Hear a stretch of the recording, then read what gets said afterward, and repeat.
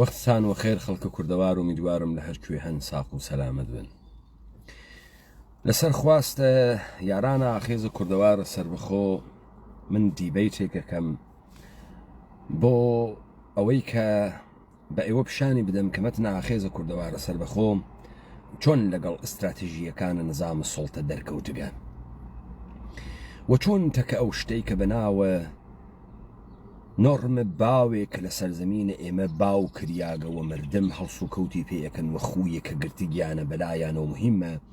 و چۆن ئاخێزە کوردەوارە سەربەخۆ لە هەنگاوە عملی و شۆڕشی خۆیە لە چوارچێوەی دەوڵەتە کوردیە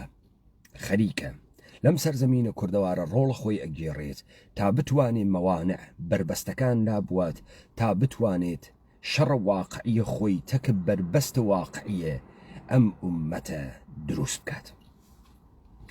ئەوانەی کە بووگن بە مەلەکەی زەهن ئێمە، ئەوانەی کە ئێمەیان دروست کردگە، ئەوانەی کە چۆنیەتی ڕوانگەی و نگاهە ئێمەی بە ژیان دروست کردگە، ئەوانەی کە چۆنیەتی داڕشتنە قسەکردنە ئێمە و ڕووبەڕووبوونەوەی ئێمەی تەکی مەسائلی جۆرا و جۆرا دروست کردگە بریتیە لە یەکسری ڕەفتار، لە یەکسری تەرانە، لە یەکسری نۆڕمە باو کە ئاخێزە کوردەوارە سەربەخۆ بە وردی ئەچێتە سەریان تەماشایان ئەکا و بەڕەسیان ئەکا تا ئێوە بفەهمن لە زۆربەی زۆرینەی ئەو دیبەیتانەی کە ئێمە حملەمان کرد بە ئستراتیژیە حاکمیەت و نظامە سوڵتە چه شەکلی بوو بۆ بە پێچەوانەی ئەوەی کە مردم فکرەکەن ئێمە تەوهین ئەکەین. تەوهینە بە کێ ئەکەین، بە چی ئەکەین، یا ئێمە شەڕ ئەکەین، بەرداشتە ئێمە لە شەڕ چییە؟ بۆ مردم فکرەکە تۆ شەڕکردنت ئەمەسە کە بڕۆیتەکە سەربازێکی تورکە، ئێرانیا، عێراقیا، کۆرپۆریشنە جوولەکەکانە دەستوەیە خەبووی وە کڵەشینکۆفێت تەقەی بۆ بکەی لە کوڵە سووچێکە لە بنە بەردێکە بەمە ئێژن شەڕ. بەڵام ئەو شتەی کە شەڕە واقعیە، ئەو شتێک کە کۆمەلگایەکی بتەو دروست ئەکا، ئەو شتێک کە هێز دروست ئەکا، ئەمانە نە ئەی ناسن نە ئەزانن شەڕ چییە، چی وای کردگە، چی باعث بووگە و بربەستەکان چین. بە خاتری ئەوە من ئەو شتانەی کە ئێوە دروست ئەکا، ئێوەی دروست کردگەوە، ئێوە لە بەردەمە ئەمە فرە گیرتان کردگە، بە نمونە دووسێ مەسئلە بەحسەکەم و ئەڕۆمە ناوە دیبەیتەکە. ئیمکانی هەست دیبەیتەکە توولانی بێت. فرە کەسێ پێی وایە کە ئێمە خەریکین بەحسە فەلسەفی ئەکەین، خەریکین ئەفەلسەفین لە کاتێکە ئێمە عینە مبارزە ئەکەین و ئێمە پەیکەری دەوڵەتە کوردین کە لە هەیکەلهای فیزیکی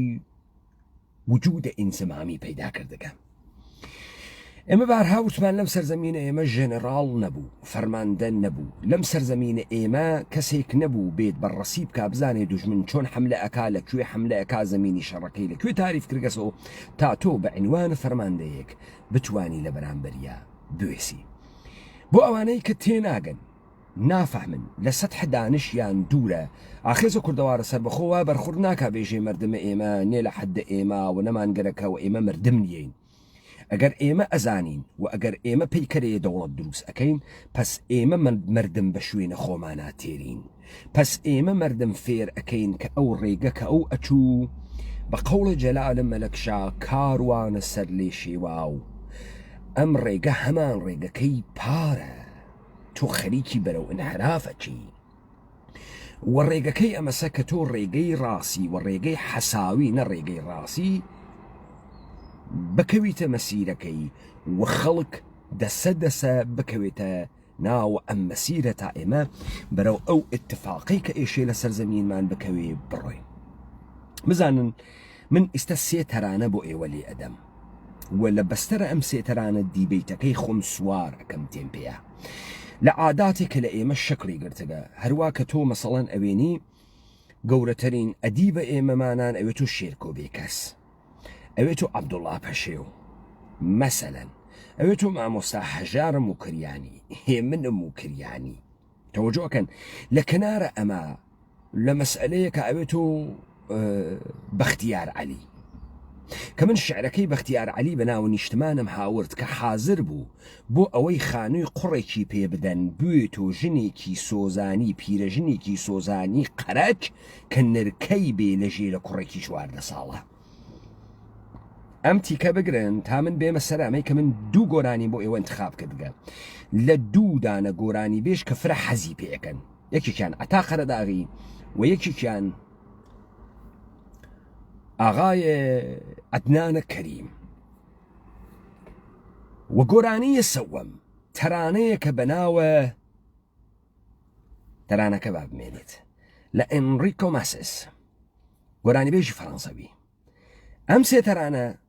لێ ئەدەم گوێی لێ بگرن و نکاتێک بەحسەکەم و لێ دو ئەڕۆمە سەر دیبەیتە ئەسڵیەکە تا ئێوە بفەهمن وەختی ئاخێزە کوردەوارە سەر بەخۆ ئیدعاکە کە ئێمە استراتیژیەکانە نظامە سڵتە استراتیژیەکانە دوژمنە سەرزەمینە کوردەوار و ئینسانە کوردی باتڵەکەین و چۆن باتڵیەکەینەوە بۆیە واجبە سەرشانە ئێوە بوو کەلامە گەورە و کەلامە عەزیمە ئاخێزە کوردەوارە سەر بەخۆ قوشبن بە قوشبن لەم سەرزەمینە بیگێڕن بۆ ناگێڕێت من ئەمشۆ ئەمانە بەحسەکەم بۆ ئێوە بۆ ناگێڕێت بۆ ئەم خەڵکە نایگەڕێنێ چه اتفاقی لەم سەرزەمینە کەوتکە دوو تەرانە گوێ ئەدەین عەدنان کەریم ئەتا قەرەداغی ناویان نایەرم گوێ ئەدەن و ئەفەهمن منزورم چییە خب عەدنان کەریم ئەوەڵینیان عەدنان کەریم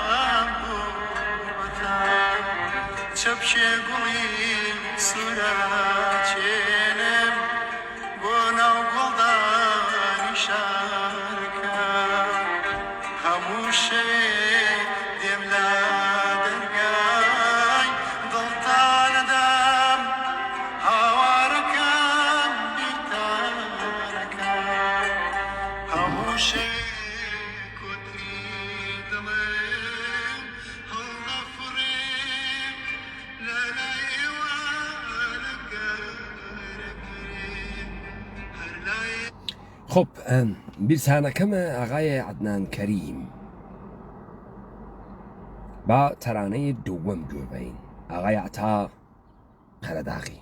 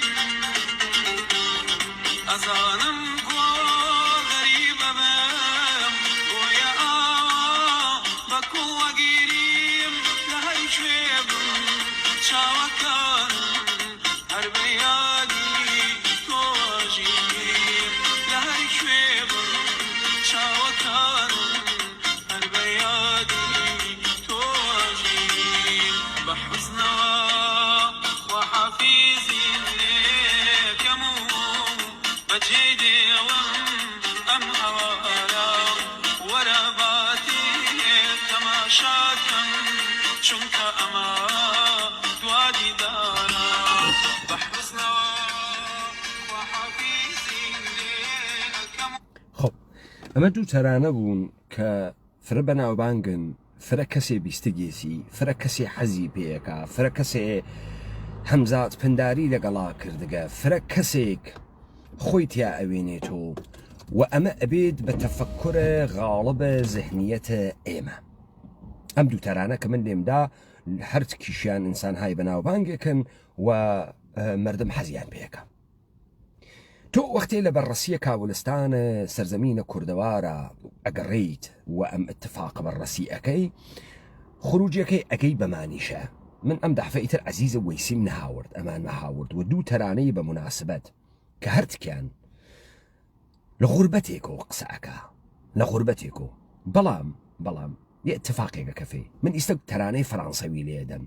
لە ئەنریکۆ ماسیس بە ناوی خوا حافی سەرزەمینم لەبەر خاتریوە تەرانەکە فەڕەنسەویە و فرە کەسێ فەڕەنسە نازانێت نەک بۆ خاتری ئەوەی کە ئێمە حەز ئەەکەین بە زمانە فەڕەنسەوی زوانە قەشەنگێکە اتفاقێکە لە ئەنریکۆ ماسیس کەفتگە لە عەدنانە کەریم لە عەتای قەرەداغی لە ئێمەمانان نەکەفتگە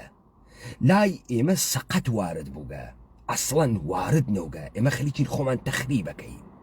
بۆ تەکستە تەرانەکە بەلای منەوە مهمە کارێکە کردگیانە نە من وامە ئەو پێگە کە لە لەحازە تەخەسوسی و بێمەسەری من کارم بە تێکستە تەرانە و تەئسیرە ئەمیقی کە لە نەستە ئینسانە کوردیە دای ئەنێت بەڕەسی ئەەکەم پس ئەوەی ئەنریکۆ ماسیس تەکستەکەی ئەخوێنمەوە پاشان تەرانەکەی لێدەم بۆتان البته خب ترجمه ئەویش ترجمەیە تحت اللەفزی وشەبە وشەکار دروستێک نییە و من مەشایە بۆ ئەم دیبەیتە حداقل دانیشتایمەوە تەرانەکەیم بە هاوردایەتە سەر خودە وەزنە تەرانەکە بە تەرجمەیەکە لە ئینگلیسیەکەی مەوجودە وەلێ بە هەر سوورەت لە پڕێکە ئەم دیبەیتە پێش هات و داوایان لێم کرد یاران ئاخێز کە ئەم دیبەیتە بکەم تەرانەیە خوا حافیز سەرزەمینە من لە ئەنریکۆ ماسیس ئێژێ سەرزەمینە خۆمم بەجێهێشت ماڵەکەی خۆمم بەجێهێشت ژیانە من ژیانێکی غەمگینە و بێ هیچ دەلیلێک نازانم بۆ ئەوەنە درێژ بوو گەسۆ خۆرەتاوم بەجێهێشت دەریای شین و ئابیم بەجێهێشت بیرەوەریەکانیان خاتراتیان دەقیقەن دوای ئەو چرکە ساتەی کە گەرەکم بوو بەجێیان بێڵم هاتنەوە سراغ من هەنووز تەرکی نەکردگە تازە خەریکە بەجێی تێڵێ تەرکی ئەکا هەر ئەوەی کە خەریکە تەرکیەکات بیرەوەریەکانە سەرزەمین و خۆرەتا و دەریای شین و ئەمانە تێتە بیری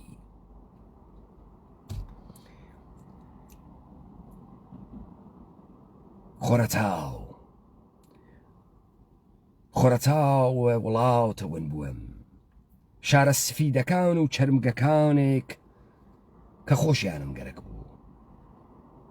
کەنیشکانێک کە ئەم ناسین ڕەفیقێکیشم بەجێهێشت چاوەکانی هێشتا ئەبینم چاوەکانی کە تەڕن لە بارانی خواحافیزی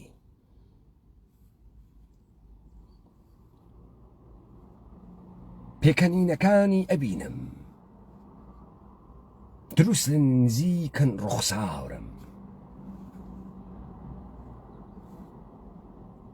کە بە شەوانی لادیەکەی خۆمانە پرشنگی خست ئەمە لە تەنیشتی کەشتیا کە من لە بەندەرەکە دوور و ئەخاتۆ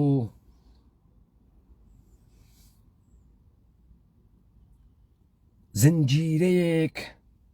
لە دەریا خۆی شێتانە ئەداد بەقەی ئەم کەشتیە دێرزەمانێکە کە چاوەشینەکانی کە چاوە ئاویەکانی ئەم نوارێ ناویان کە بە شوێنە منە ئەگەڕیان و دەریا لە لافاوی حەسرەت ئەوقی کردبوون و دەریا لە لافاو حەسرەت ئەوقی کردبوون ئەمە تەرانەیە مەسیسە با من تەرانەکەیشی لێ بدەم کە ئێوە گوێتان لەوێت و پاشان مقایسەیەک ئەەکەم و تێمەناوە دیبەیتەکە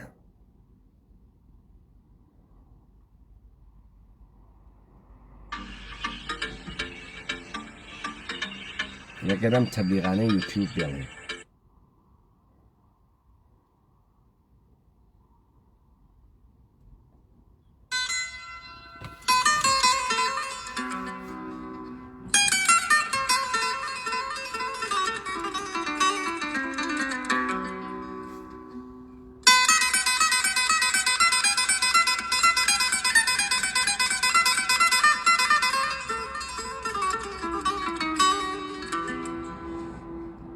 J'ai quitté mon pays,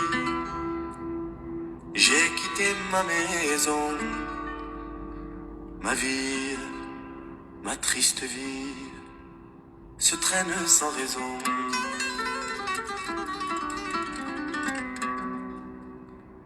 J'ai quitté mon soleil, j'ai quitté ma mer bleue. Leurs souvenirs se réveillent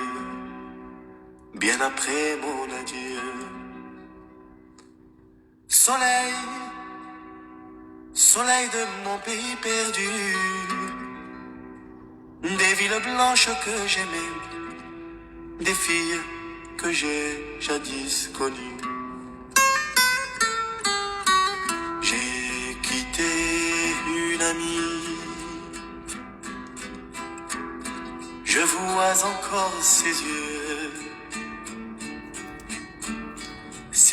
mouillés de pluie, de la pluie, de l'adieu. Je revois son sourire, si près de mon visage, il faisait resplendir les soirs de mon village. Mais du bord du bateau qui m'éloignait du quai, une chaîne dans l'eau a claqué comme un fouet. J'ai longtemps regardé ces yeux bleus qui fuyaient, la mer les a noyés dans le flot du regret.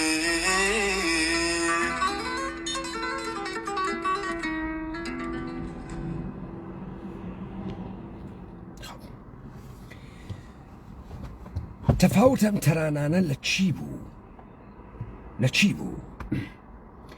تۆ تەرانەیەکت بیسپەناوە بیرتانەکەم لە عەدنان کەریم، حزورە غەیبەتە سەرزەمین، ئینسانە کە هیچ تەعەللوقی بە هیچ سەرزەمینێک نییە، و ئەم غوربەتە دوای ساڵانێکی فرە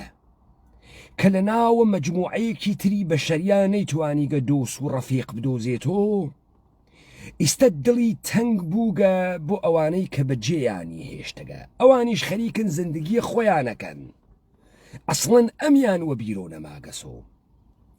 غوربەتە ئەم لەو لەحزە دەسی پێ نەکرد کە خیاڵە سەفەر و مەهاجرەتی کرد،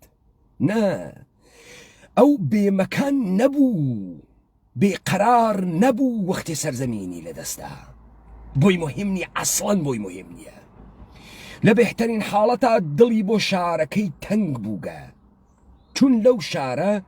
لە نێوانە مەجموعەیە ئینسانە کە ئیناسی شەخسیەتی بوو، وەلی ئەو جێگەی کە پێی ئێژی غوربەتە مەکانی نییە بەتەنها، ئەو لە سەرزەمین نەکنیاگە،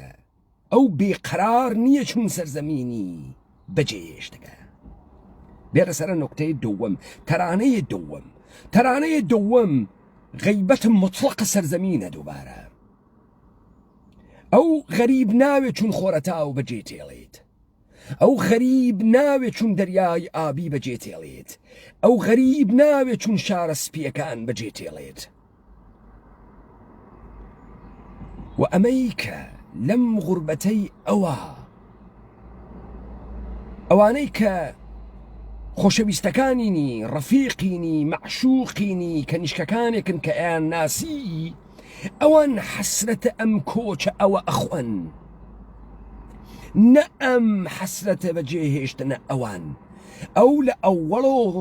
حەسرەتە کنیانە لە سەرزەمینە خۆی ئەکات، ئەو خۆرەتاوە، ئەو سەرزەمینە، ئەو خاکە، و ئەوانەی کە متعلقاتە ئەون و کەسە ئەون، بەر لە ئەو پەی بەم غوربەتە ئەوەن، غوربەتە ئەوەن. بۆیە لە ناوە لافاوە فرمێسکەکانە ئەوانە بمەحزی خەیاڵە سەفەری پێدا و دەست پێ ئەکا هەستە بە غوربەت ئەکا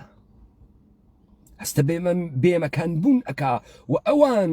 ئەم هجرەتەی ئەو بە تراژدی ئەزانن. بابێنە سەر ئەوەی کە ئەم زەهنیەتەی ئێمەی دروست کردگە. ئێمە هیچ دەرکێکمان لەسەر زەمین نییە. لە تەرانەیە عەدنان کەریمە دوای ساڵها کنیانە لە سەرزەمینە دڵمان تەنگە ئەوێت و بیریان ئەکەین نەبیرە خاکەکەین نەبیرە سەرزەمینەکەین نەبیرە خۆرەتاوەکەی ئەکەین نەبیرە شاخ و کێوەکانی ئەکەین بیرە حەیچێکی ناکەین بیرە عدەیەک ئینسانەکەین کە ئەمان ناسی و ئەمان لە سکوتێکی مطلقە ئێمەیان پاڵ پەیوەنیا بەرەو بەهەشت بڕۆین کە لە دۆزەخ دەربین. بۆیە من وتم هیچ وەخت خانەوادەکانە ئێمە نەیان فەهمی ئەوەی هجرەت ئەکا سەفەر ئەکا بە خەمێکی گەورەوە سەفەر ئەکا وەلێ قاتبەی ئێوەمانان کە سەفەرتان کرد بە خەمە گەورە سەفەرتان نەکرد پێتان وابوو دەواازەی جەهەنەمتان شکاند کە جەهەنەم هەزەڵبەتە من تێمە سەری وەلێ بەرەو بەهەشتە بەرین خەریکنتین بۆیە خانەوادەکانتان فکرەکان ئێوە وانە بەهەشتا هەرچی شەوە ویسکی ئەخۆن هەرچی شەوە قڕ ئەدەن تۆ بۆ لەزەتە خوا چووگیتە ئەوێ ئەمەد لە بیرۆ چووگەسۆ پوڵمان بۆ بەهەنێرە پارە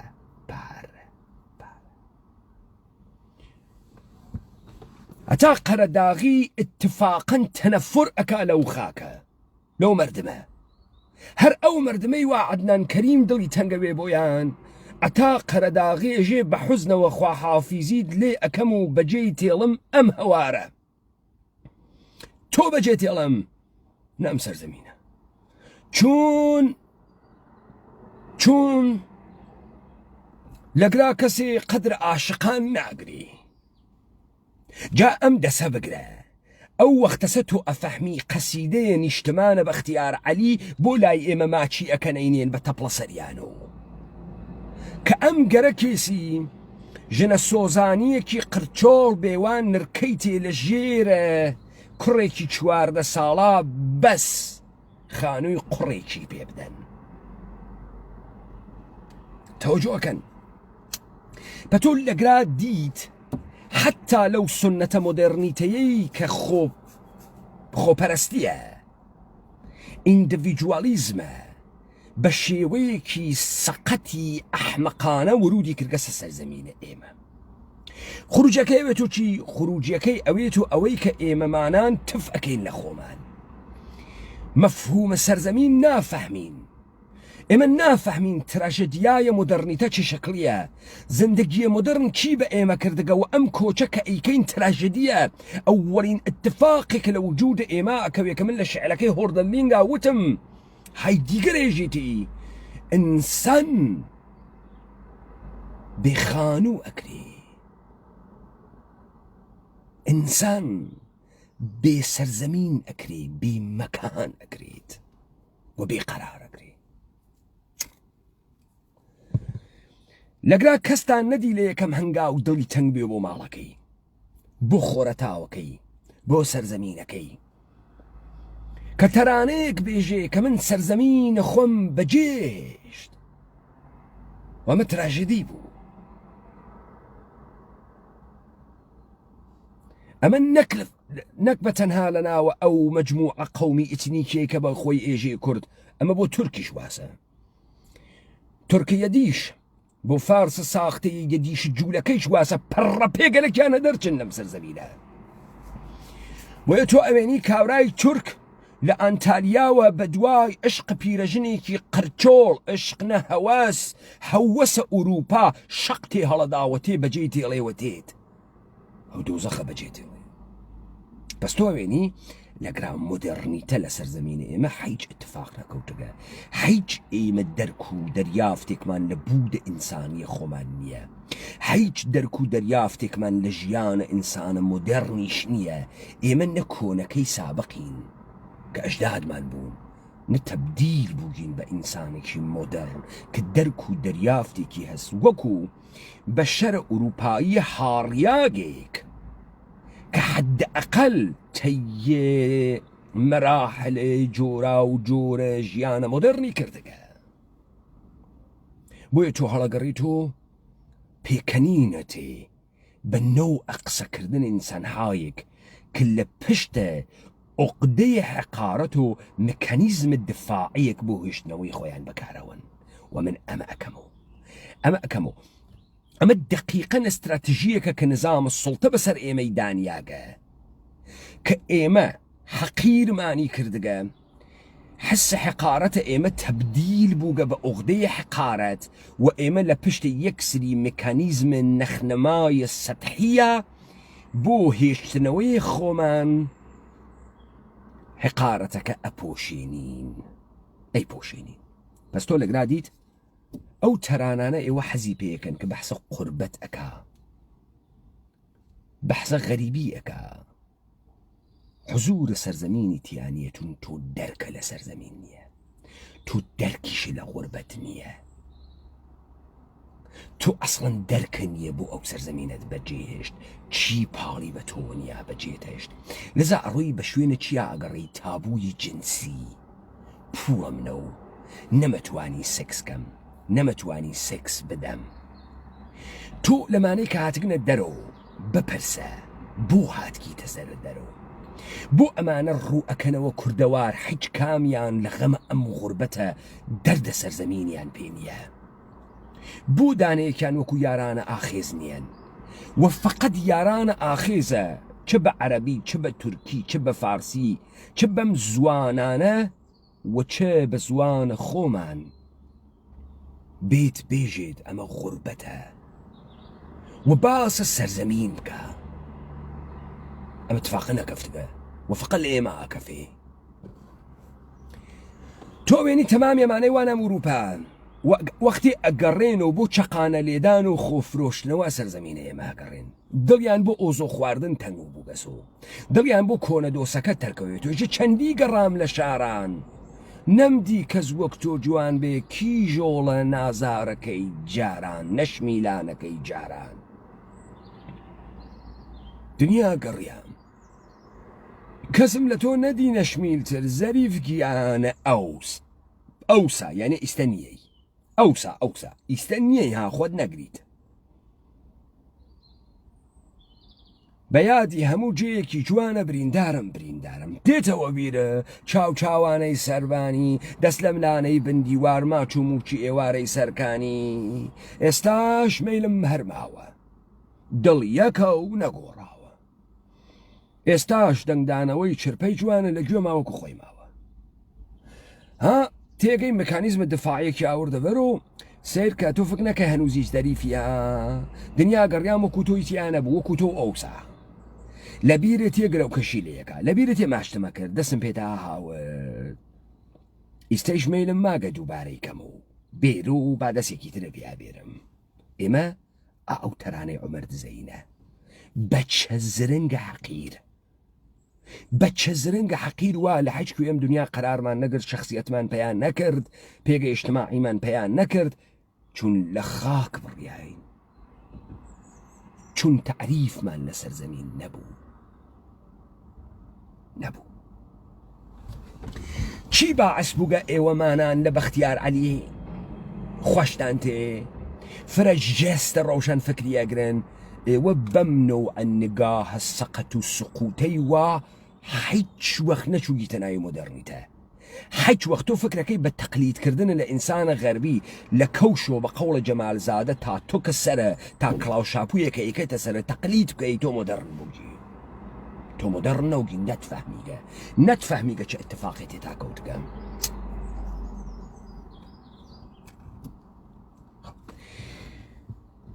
بۆ ئەوانەی کە فکرەکەندی بەیتەکانە ئاخێزە کوردەوارە سەربەخۆ فەلسەفی دەن و گەهاتکین سەوادە خۆمان نیشان بدەین نافەهمنەمە بە دەردیان نەخوا ئەمە نیشانی ئەدا بربەستەکان وا لەکوێ تۆ لەکوێ کاولی ئێمە ئێشێن و کە ئەسلحەکەمان بەرەو کێ بگرین بەرەو پازدارێک لە کوڵەسوچێکی فڵانە لادەی کوردەواریە لە بنەبەردێکی بەناوە قەندیلە یا مستەقیمەن بیگرینە خانەی مێشکە تۆ کە خووەکانە تۆی دروست کردەگە. ئێستا من لە بینە سێ تەرانە مەجموعەیە چتم بۆ تۆ بەحس کرد کە من مطمئنم هیچ وەخت نەفکرێ پێی کردگەسۆ نەڕەنجت تۆ بووگە نە ئەی فەهمی تۆ سەرزەمینت بە چەقانە بەجێتێڵی بە هەڵپەڕکە بەجێتێڵی غوربەت زەمانێ تێتە سوراغەتۆ کە تۆ لە ئوروپا دوو ئینسانە نیەتە کیا قسە بکەی پێگەی ئیجتماعی پەیانە کردگە مەجموعەی ڕەوابەتە ئیجتماعی دن نییە تو ئەو وەختە غوربەت تێتە سوراغت غوربەت لەو لەحزە نایەتە سوراغت ناوێت تۆ تراژدی بۆ تۆ کە تۆ مەجبوری ئەم سەرزەمینە بەجێبێڵیت تۆ هیچ وەخت بە باڵای خۆرەتاوەکەی کوردەوارە شعرە نییە بێژیتی دڵە بۆی تەنگ ناوێت هیچ وەخت دڵە بۆ دار کێکفێک تەنگ ناوێت بۆ دار گویژێ تەنگ ناوێت هیچ وەخت بۆ داڕوەنێ تەنگ ناوێت هیچ وەخت تۆ نافەهمیت کە لەو خاکە کنیای مەکانە نییە ئیتر ئینسانە سەرگەردانی بێمەکانی بێقەراری ولێ ئەو بۆ نیازە جنسیەکەی بە حوزنەوە خواحافیزی لێ ئەەکەم و بەجێ تێڵم ئەم هەوارە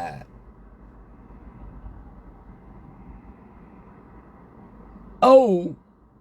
شتێ بەناو غوربەت و ئازار لەوە ئەوێنێتۆ کە ناتوانێت ناو گەڵی ئرزاکە بۆیە هەرچی شتە سەقەت تێتە ئەم سەرزەمینە ئێمە شتەبا تێتە ئەم سەرزەمینە ئێمە ئەو بیریان ئەکاتۆ بیرە هەر ئەو ئینسانانە ئەکاتۆ نەبیرە خاکەکە نەبیرە سەرزەمینەکە نەبیرە مەکانەکەەوە قەرارەکە وەلێ ئەم قینی تێلەیان بەجێیان تێڵێ چون نایەڵێت ئەم عشق بازی بکە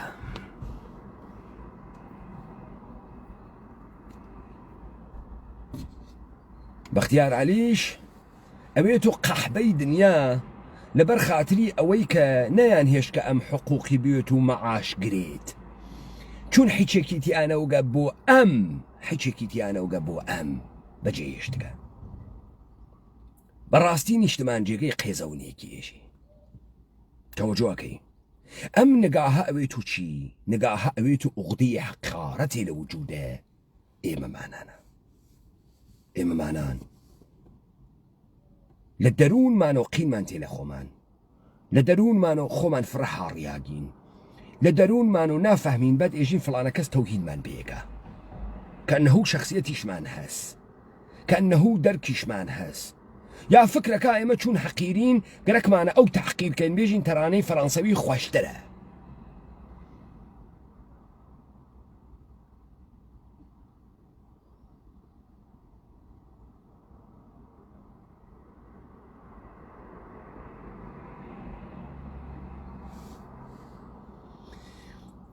آخر بەچکە دەهاتی سیروانە کۆمڕات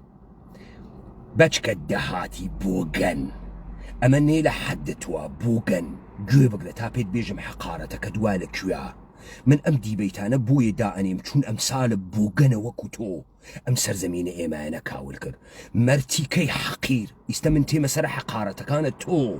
تۆ تا بفەهمی ئەمەی تۆ ئەم کامنتە نووساگە ئەمە سەڵف دفندێکە دفاعێکە کە لە وجودە حەقیرت ئەیکەی من کامنتەکان جواو نادەمەوە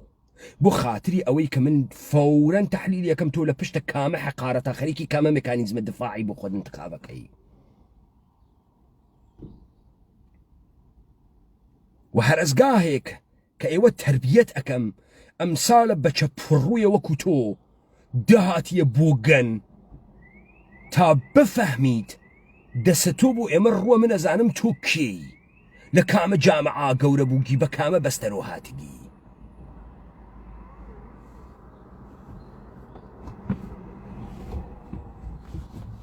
بۆ خاتری ئەمە ئیستا من ڕەوەندێک دەست پێ یەکەم تا ئێوە بفەحمن ئەم ساڵە ئەم بووگەنانە کی دروستی کردن لەم سەرزەمینە ئێمە ئەم بنە جوولەکەی حەقیرە تەجاوز پێکریاگە تەجاوز لە وجودانە هادینە بووک وەختی تێت ژەستە خۆی ئەگۆڕێت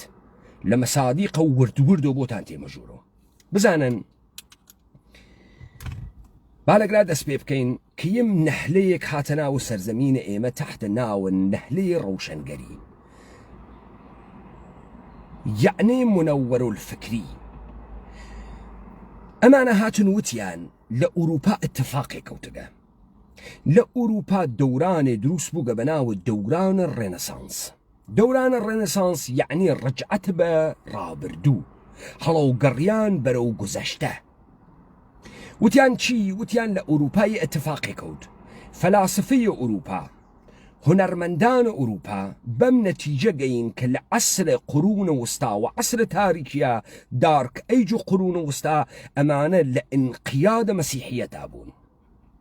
لذا ئێشی بگەڕێنەوە سەر فەرهەنگە یۆنانی ڕۆمیە خۆیان. بۆیە تۆ ئەوێنی ئەمانە وەختی مراجعەکەن بە فەرهەنگە یۆنانیە خۆیان ئەگەنە تەبیعەتگەرایی. تۆ ئەوێنی ئەمە خۆی لە چیان نیشان ئەدا لە دەورانە کاکە بە سوورەتە مجەسەمە و نەقاشی خۆی دەرەخا. سەردەمداران ئەمانە کێن؟ داڤینچیە، میکلانجێلۆ. ئەم گزارشە غەڵەتە. بۆ غەڵەتە؟ چون تۆ ئەواتە پشتە ئەمەی کە ئیدێ فکریان کردگەس و چۆن نجاتیان دوێ. لذا جوولەکە وەختی تێ تحتە ناوە دەستگاه منەوەر الفکری کار بۆ تۆ ئەکا چی ئەکا؟ ئێژێ ڕجعەتە بە گوزەشتە. ئاغای سەرجان مەلەکۆم ئاخونزادەی کرمانی تێن ئێژن ئێمە ئێشێ ڕجعەتە بکەینەوە بە گوزەشتە، یعنی بڕۆینەوە بۆ دەورانە ئەنشنت پرشیا، دەورانە باستانە فارسستان و ئێران. دەورانە باستانیش تاریخەکەی لە حکوومەتە حەکامەنشیان و دەستپێکاکە هگل پێمانی وتکە. بۆ خاتری ئەوەی کە ئێمە بە گلۆری عەزەمەت و شکۆی ئێران حەکامەنشی بگەین، ئێشی بڕۆینەوە سەر کۆڵەکەیە زەردوشتیەت، پادشاهی، دینیاری و شەهریاری. تەوەجۆتان کرد؟ بۆیە تۆ ئالەگرا ئەوێنیت دوژمنێ بەناوە عەرەب دروست ئەکەن، دوژمنێ بەناوە دینە ئیسلام دروست ئەکەن کە ئەم دینە ئیسلامە یەهود ساختەس هەر وەکو تاریخە حەقامەنشیەکە، لەبەر ئەوەی ئەمانیش ڕجعەت بکەنەوە بە گوزەشتە. زەمینەی ئەمە ئەوێتۆ چی؟ ئەوێتۆ ئاریایی بازی، ئەوێتۆ قسەوە عەرەبکردن و حشترکردن، قسەوە ئیسلامکردن. تۆ ئەوێنیت ئەم اتفاقە کە پێی ئێژن تحتە ناوە ئەوەی کە مۆدرنیتە لە جامعی ئێمە اتفاق بکەوێ، ڕۆنەسانس و باززاییشێک اتفاق بکەوێ، ئێمەش ئێشێ ڕجعەت بکەینەوە گوزەشتە. ئیستا ئەگەر گوزەشتەکەی ئوروپا تەلویحەن یۆنان و ڕۆمە، گوزەشتەکەی تۆ چییە؟ گمێزە گاخواردن و مانگا خواردنە، تەکە دایکە خۆتا خەفتنە، تەکە خۆیشکە خۆتا خەفتنە، چوونە ژێرە دووگانەی ئەهریمەن و شەیتانە. دینە زەرتشتی ئەووەڵین دینی یەکتاپەرستیە بە قەوڵ خۆیە. لەگە چه اتفاقێکەوتۆ لە ڕجعەتە بە گوزەشتەیشتا کاولتر بووگەنتر قێزەونتر ئەوی کە هیچ اتفاق ئەندیشە ناکەفێ لە سەرزەمینە تۆ. بەڵام تۆ لە سەرزەمینە خۆتا ئەوێنی مشتێ بووگەن تحتە ناوە ڕجعەتە بە گوزەشتە، لە پەسە پەردەیە ئەم ئەندیشەکە نایزانن، ئەوونۆ زەردەشتی، ئەوونۆ بەچکە ئاریایی، ئەوونۆ تاریخ باز. بە شوێنە چیە ئەگەڕێن؟ عەزەمەت و گلۆریە گوزەشتە. دێ عەزەمەت و گلۆریە گوزەشتە چ بوو؟ هیچ. ئەمما لە ئوروپا چه اتفاقی کەوت کە میکلانجێلۆ هات؟ میکلانج هات؟ تەفەکورە میکلانج بوو؟ نەخێر. ئەی چ بوو؟ داستان حزورە خاندانە مدیچیە، ساختار بانکە، سوودە، ڕباهە، پوڵە ئەنباشتە سروەتە، پوڵێکە کە لە ڕێگەی دزیوەوە دەستێت، لە ڕێگەی بازرگانی و سوود و ڕباوەوە دەستێت. لەزا خاندانە مدیچی بۆ خاتری ئەوەی کە عەزەمەتە خۆی نیشان بدات، نانە میکلانجێلۆ، نانە داڤینچی ئەدات، بەرتەراشی تێرێژە بۆ خۆت بەر بتاشە تا تۆ مجەسەمە سازی بکەی. ئەمە پوڵە مدیچی و قدرەتە مدیچیە میکلانج دروزەکە. دەنا میکلانج حتا بەیانی وەکو مشکە کوێر چەکوشی بدایە لە بەرد. کێ ئەیسەند؟ کێ بۆی مهم بوو؟ ئەمە دەستگاهە کلیسایە کاتۆلیک و پاپایە ڕۆمە کە لە ڕقابەتە تەکە میرنشینەکانە میلان و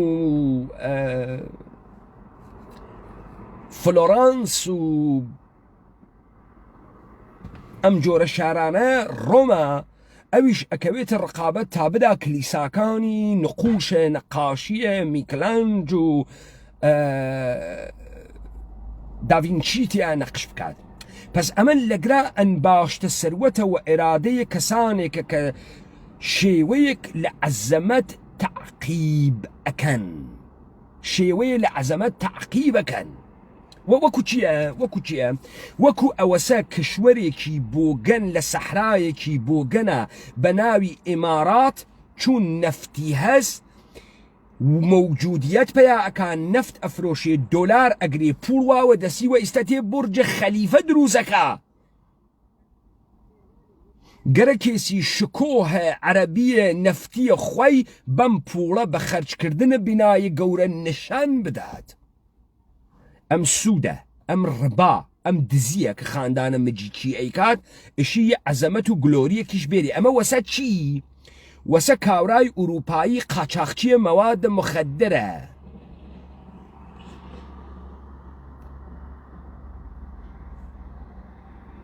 ئجازە بن بامشتێ باوک من ئالەگرا هەوسارکەم جارێ مشتێ حەقیر کاورا بە ئایدی فەیک و هات کە جمێنەدا کاورای حەقیرە بۆ گەنە خاوەرە میانەی کوردە ئیتنیکیە تەجاوز پێکریاک بێسەبا من ئەدامەی قسەم بم. پس لەگرا ئەن باشتە سەروەت اتفاق کەوتگە نە ئیدێ حەزیان کردگە بگەڕێنەوە بە دواوە یە ڕەوەندە تاریخی اتفاق کەوتگە ساختارە مادی و چۆنیەتی تەعامل خەریکە ئەڕوا و جەهشێ پەیاکە لەم ئوروپا.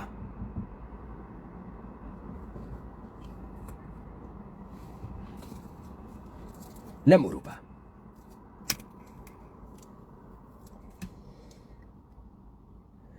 متقاعبە ئەمە تۆ ئەوێنی هەر ئەم باشتی سروەتە ئەڕوات بۆ کەشفە سەرزەمینەکانی تر. ئەڕوا ئەمریکا ئەگرێ سەرزەمینەکانی تر ئەگرێ پوڵتێتە دەستیان ئستعمار دەست پێ ئەکات حەسی عەزەمەت تەڵەبی. ئەو هەستە لە عەزەمەت تەڵەبی، ئەو هەستە لە داگیرکاری، ئەو تەماعە کە هەسیان، ئەو خوێنانە کە ئەیکەن لەم سروەتە بەدەسی بێرن لە کناریا چی ئەکەن؟ لە کناریشا یەکسری چتی بۆ ئەهۆنەوە. وەکو چی؟ وەکو ئەوەی کە کابرا لە ئوروپا مافیایە گەورەس مواد مخدر ئەفرۆشێ بەڵام لە کناریا بۆ خاتری ئەوەی کە ئەم سروەتەی موجه بکات تەسویر ئیجتیماعی لە خۆی دروستکە چوار خەیریەیش دائەنێت نانیشە داوە فەقیرەکان کلیسایش ئەچێت کلیسایش دروست ئەکات. تەوەجۆت کرد تۆ ئیستا ئەفەهمی مەسەڵەن ئاغایە بیل گەیتس بۆچی چارەتی های جۆرا و جۆر تەحتەناوە خۆی دائەنێت؟ هەدەفی چییە لەم سازمانە خەیریانە؟ اتفاقێک کە ئەکەوێن نە ئەوەسە کە ئەمانە فکرەکەن و کە ڕەجعەتکەنە گوزەشتە سەروەتێکە کە ئەم سفارشاتە بە ئەمانە ئەدات.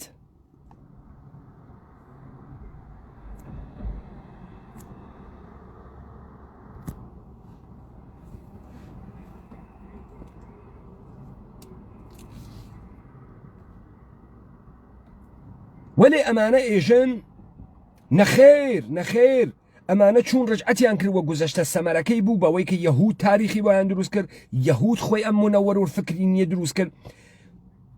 و ئەم منەوەر و فکرینە وەکو ئەرانی وەکو جەمالزادە وەکو ئاخونزادە وەکو مەلکوم وەکو کرمانی هاتن وتیان ئێشێر سەر تا پایە ئینسانە ئێرانی بوێتۆ غەربی. لەگرا چیان کرد؟ لباسەکانیان گۆڕا بەحسی ئەوەی کە خەت بگۆڕین بەحسی ئەوەی کە بین ئەم زوانە دروستیکەین عەرەبی تیا دەربێرین چون گەرەکمانە ڕجعەتکەین و عەزەمەت و گوزەشتە. لەگرا وتیان عەزەمەت و گوزەشتە ئێمە شتێکی تر بوو بۆیە ئەمانە گەڕیان و شوێنە ئێرانیە حەقیقیە و شوێنە ئیسلامە حەقیقیە. دەسوێتێکە حەقیقەتەکەمە نەبوو حەقیقەتەکەمە بوو عیدەی ئوروپایی بۆ عەزەمەت تەڵەبی سروەت تەڵەبی خەریک بوون جەهانیان ئەخوارد و اتفاقێکە کەوت ئەمە بوو مشتێک کارمەندیان استخدام کرد وتیان دابێ زەحمەت ئەمە تێئۆریزە بکەرەوە ئەمە تێئۆریزە بکەرەوە. بۆیە تۆ ئەوێنی هیچ وەخت مەفاهیمێک کە لە چوارچێوەی ئۆمانیزمە فەڕەنسەوی منفعەتگەرایی ئینگلیسی و لیبرالیزمە کلاسیک و ئیدالیستە ئەڵمانی تێتەبەرەوە هیچ وەخت اتفاق ناکەفێ هیچ وەخت سوژەیە مۆدرن تەنیا سوژەیە حەقیقیەک کە ئێشێ دا لە بەر ئەقڵگەرایی وێت کە ئەم ئەقڵگەراییە گەیی بێت بەوەی کە تۆ علم انقلاب علمي بكي وانقلاب علمي بقى انقلاب الصناعتي أما ترهات مطلقة كخد آدم سميث أما بحثكات كأما أم باشت الثروتك منجر بانقلاب صناعتي أبيت وثروتك كهسيان كفناوري تيريت نأوي كعدي دانيشتون فشار عقلي وخويان بيرنو بتشينو اما بيحتني شاقر كان الرومبو جينو تينو لأولاتي أبرني مساريا در صورتي كالشعار كان انقلاب فرنسا حيج وخ محقق نبون نبرابري نعدالت نآزادي وأمانة تبديل بوغن بأفساني بشر مدرن أوروباي كتنيا سوجيه حقيقية كإما الشناسائية كين تحتناوى سوجيه خد محور أقل قراية تعقيب آزادي كريك كخوي لزنجيرة كان كليسا والرهاكرد بلام كوتناوى داو زنجيرة كان كي زنجيرة كان مؤسسات ودايرة ونهات هاي زميني كرياغة آسماني وكو دولت وكو هذا كان الدولات وكو كوربريشن كان تو ام دسكتي لودا اجيت الروند الدوم الروشن فكري كخوان ايجن لدواي كودتاي مرداد 1332 اتفاق وبيسو 8 مرداد 1332 ام دفعته تك شهار روبرويد نتك ارانيا نتك آخون زادا نتك جمال زادا بلكو ام دفعته تك وكو جلال آل احمد روبرويد احمد فردي دار روبرويد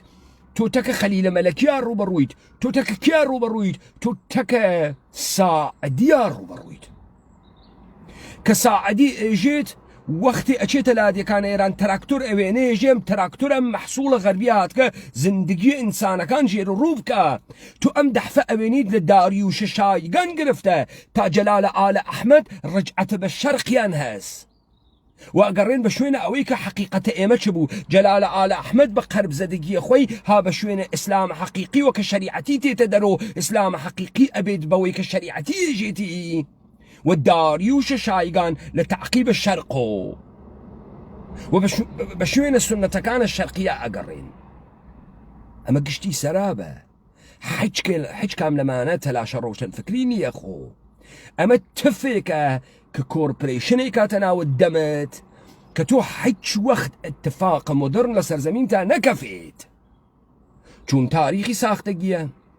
چون اساس و بنيادكي ساختگيه چون كسايتي هاي كدروسي اكا ساختگيه چون گزارش كايكا ساختگيه وحيش كامل مانا لبستر واقعي ومشتو مريكي دروس حساوي ناينا درو ولذا دركو دريافتك يعني بلكو امانه برلمي بمنسي ظهور بقان لبشت حقارة كان اخوانو پنهن بوغان ومن ستي مسر حقارة كان بس كسيك وقتي حيش كامل مفاهيم نافهميت وناقهن اجيت من هامشوينة ارزشهاي انساني و بهاي انسانية كان چيه كاوراي كاول خاور ميانية كوربريشن ايرانية جولكية آنوسية عراقية تركية خزري واتو فكركي عدديكي بوخيكي وحيچينيي ارزشهاي انساني چيه لكومونيزم كارگري تو تا حيزكاني كامرو تحتناو خروجي هاي دانشگاتي ندرو تحتناو روشن فكران جديد كحزب توده تيريت يعني منور الفكرة ويتو روشن فكر ارزشهای انسانی چیه؟ اگر بشر غربی اگر سوژه مدرن غربی لانقلاب فرنسا تيت مسألة بناو ما في مروف تعريفكاتو ما في مروف تعريفكاتو للرجعتيا بقوزشت بشوين السنة مجلس السنة جمهوري خاهي الرومي و ديمقراطية يوناني أرواد كخروجية كي أبيت با ديمقراطية سلطنتي وأرستقراطية بريطانيا ولاتان اسكندنافي بلجيك وأوروباي غربي ولا مقابلية عظمته إمبراطورية تكيتري أبيت بإمبراطورية روم الجديد كأمريكا أبيت بمجلس السناي و باقتدار الرومي وكوكبوي دروس أكن تۆ ئەوێنی لە تۆ تەوەهم دروستەکەن لە پشتە تاریخی یەهود ساختە کە ئەمە مشتومڕە بە شوێنە حەقیقەت گەڕیانە و هیچ وەخت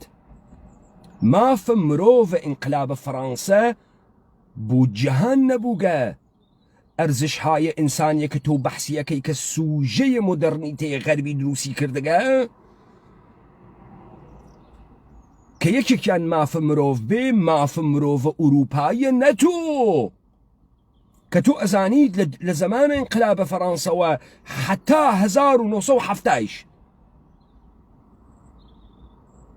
تەبعیزە نەژادی بەردەداری بە سوورەتە سیستەماتیک بەردەوامەوە تا بە ئەم دەقیقەیشە بە شێوەهای جۆرا و جۆر بەردەوامە سەنگینتر و خەتەرناکتر بەردەوامە ئەی ئەم ئەرزشای ئینسانیە تۆ دەمینێدەی لە کەیوە جەهان شمول بووگە لە کەیوە یونیڤەرساڵ بووگە مشەخەسەن یەکێکیان حقوقە بەشەر لە دوای جەنگە جەهانی دووەمەوە لە دوای جەنگە جەهانی دووەم و زهورە فاشیزم و ڕەسیزمە ئوروپاییەکە کە ئەدا لە خۆی بۆیە کاورای ئەنگلا ساکسۆن مەجبورە ماس بکاتە کیسە ئیستا بێژێ بابەگیان ئەم ئەرزشە بەشەرە ئوروپایە جەهان شمولیشە فقط شاملە ئێمە ناکە تۆی خاوەرمیانەیە گەڵدەڵپنە بۆگەنیش ئینسانی خەریت بوو ئەرزشهای ئینسانی ساختەی دەستە تۆ نییە ئەمانەی کە تو شعاریانە دەی پلۆرالیزم و دموکراسی و حقوق بەشەر هەنە تۆ نییە و ئەمە ڕەوەندێکی تاریخی تەی کردگە و تو ئیشێم حەقیقەتە تاریخیە بزانی کاورای بۆگەن بیزانیت تا بفهمی وەخت تۆ گرەکتە خۆت بفرۆشیتۆ حقارەتەکانە دەروونت بفرۆشیتۆ بزانە تام پێ بێژم ئەمە حقارەتە کە تۆتی ئەرزشهای ئینسان غەربیەک کە لە ڕەوەندێکی تاریخیە ئیمڕۆ بە تۆی ئەفرۆشنەوە تەحتە ناو ئەرزشهای یونیڤەرساڵە ئینسانی هیچ ڕەبتێکی بە تۆ نییە هیچ تەلاشێکی تۆی تیانە وەلی تۆ ئەم سەنگەرە بۆ ئەیگریت ئیستا تێتە سەر ئەوەی کە من بۆ پێدێژم بۆگەن تۆ فکرەکەی تۆهینە پێیەکەم جمێنە پێدەم بۆ ئەیدەم من چۆنێژم من بەم قسانەکە ئیکەم استراتیژیەکەی باتڵەکەمەوە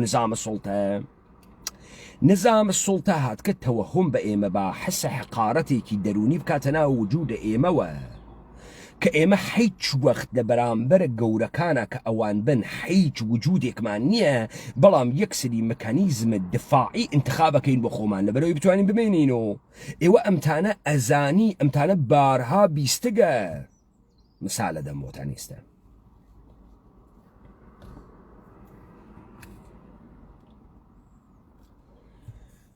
تۆ ئەگەیتە مەسئلەیە بە ناوی ریاکشن فۆرمێشن چییە؟ بزانە ئەمانە هاتن وتیان ئێوە ئەگەر بڕۆنە مەدرسە ئەگەر ئاموزش و پەروەرشە هەمەگانیتان بوێت ئەگە علومە جەدیدە فێر بوون اتفاق مدەڕتان تیا ئەکەوێ قودرەتمەند ئەون ئەم اتفاقە نەکەفت کاورا چووە دانشگایش و دەرسیشی خوێند و ئەم اتفاقە نەکەفت و نەبووە قودرەت و نەقودرەتی تەولید کرد و نەحیت چاوی بە هیچێ کەوت نەبوو بە ئەدیسۆن و نەبوو بە فڵانە کەس و نەبوو بە بیسانە کەس خب ئەمە ئەوەڵ دەفعە ئەگەر حسە حقارەتی بووگە کە حسە حقارەت ئەتوانێ بیواتە بەرۆ وەختی خۆی مقایسە ئەکاتە کە جەهانە ئەمڕۆژیا ئەوێنی لە بەرامبەر ئینسانە غەربی و کشوەرهای غەربیە حەجێ نییە و ئەمە تەبدیل ئەوێ بە ئۆغدەی حقارەت لە وجودیە تەبدیل ئەوێ بە ئۆغدەی حقارەت بۆ خاتری وێم ئۆغدەی حقارەتی بپارێزێشی چی بکە ئەشێ یەکێک لە میکانیزمەکانی ڕفلێکشن ببەخشن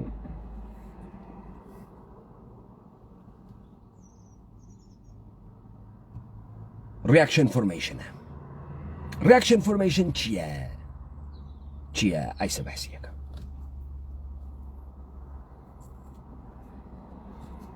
تۆ ئەوێنی کاورایە بێسەوادە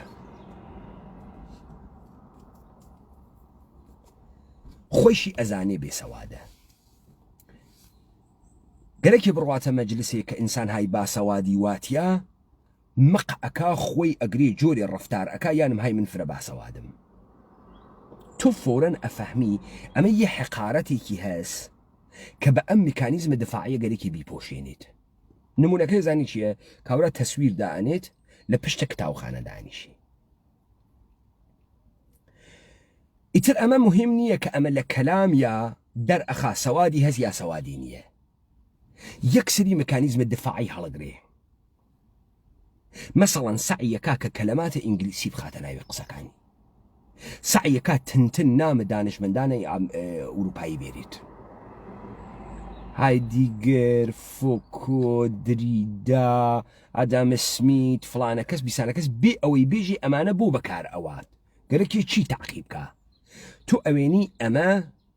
ریاکشن فۆرمێشنە بێسەوادێک نە سنەتە فکرکردنی هەست نە دەرکی هەست نە دەریافتی هەست نە زەمینەکانی بووگە نە بە تاریخەکەی چووبە بۆ خاترەوەی حەسە حقارەتە خۆی پنهان بکات چیەکە خۆی ئەخەمڕێنێ ئەمە چۆنە تا مسالە بۆ لێبە کاورا چون حەقیرەتێت هەم ئوروپا ئیشە کارواش و هەر ئیشێکی پەستی ترەکە دەسی ئەگا بە 4,000 پوند ئەچێ ڕەنجڕۆڤر ئەسێنیت ئەو حقارەتە خۆی بە دانیشتن لە ناو ڕەنجڕۆڤرە جوبرانەکاتەوە ئەو ڕەنجڕۆڤرە مکانیزمە دفاعیە یانم های تماشاکە ڕەنجڕۆڤر ماشینی گرانێکە 15,000 پوند قیمەتێسی 8,000 پوند قیمەتێسی 10,000 پوند قیمەتێسی منە حەقیر کە ئەچمە ناوە ئەم ڕەنجڕۆڤرە عەکسی ئەگرم بۆ تۆی دائەنێم یانێ من ئینسانە مهمێکم توانیگمە 10,000 پوندیش وە دەست بێرم لەم ئوروپا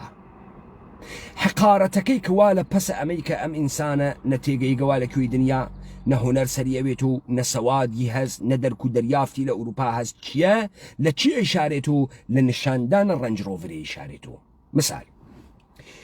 بۆ کەسانێک حەزەکەن لباسم مارکەکە نەبەریان و بۆ خاتری ئەوەی کەم ئینسانە گەلێکی فەقرە خۆی بشارێتەوە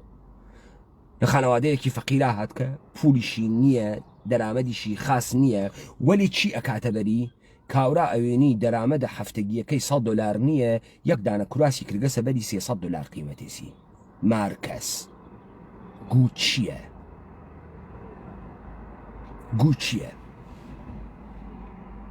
ئەم ئینسانە خەریکە ئەو حقارەتەی کە فکرەکە فەقیرە پەستە خوارە بە لەبەرکردنە کرواسێکی گوچی جوبرانەکاتەوە ئەمە سیستەمە دفاعیە دفاعەکە ئەو حقارەتەی خۆیە ئەپۆشێنیت خۆ ئینسانێک کە شەهامەتی نەوگە بچێ دنیا بگرێت قدرەتی نییە بچێتە مەیدانە شەڕ قدرەتی سروەت ئەندوزی نەبووگە